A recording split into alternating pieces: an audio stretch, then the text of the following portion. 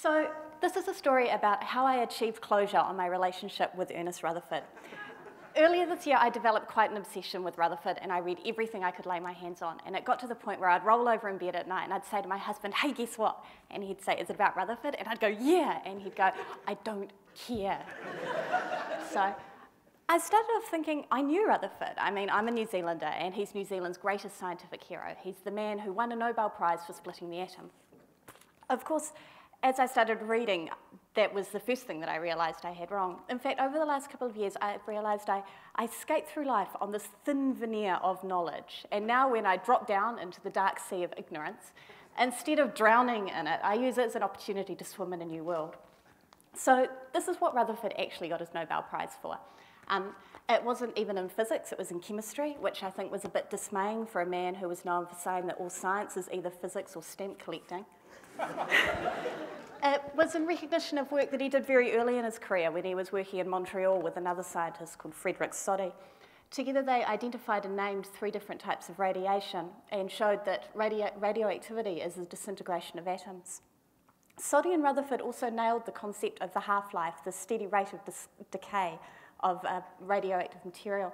And in a practical application of this, Rutherford analysed a piece of pitch blende and showed that it was at least 700 million years old, dramatically pushing back the then known age of the Earth. Back in Cambridge at the Cavendish Laboratory, an experiment throws up a surprising result.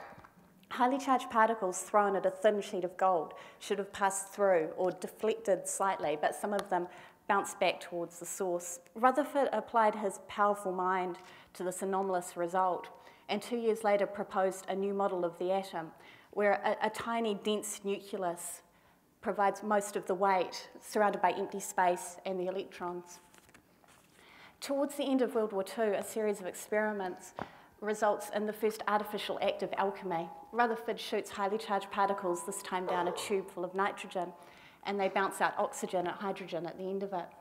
But he had to wait over 10 incredibly impatient years for the actual splitting of the atom to come. And when it was done by 2 scientists with him at the Cavendish Laboratory, John Cockcroft and Ernest Rutherford, who both received Nobel Prizes for their efforts.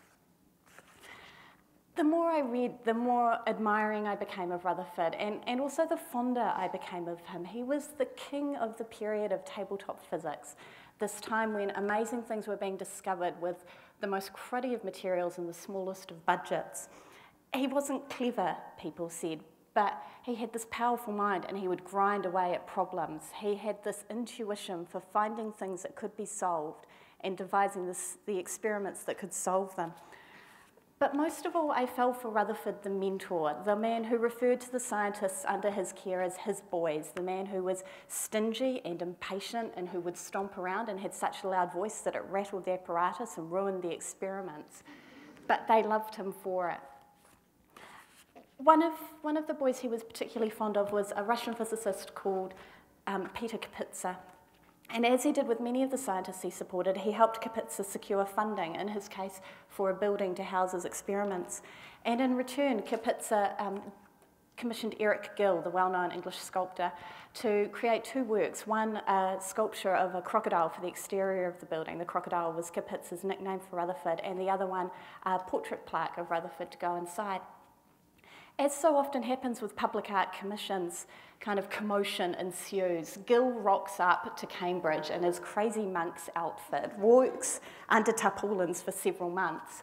And then when the work is finally unveiled, some of the more conservative members of faculty get all upset and accuse him of creating a depiction of Rutherford that is somehow too Jewish.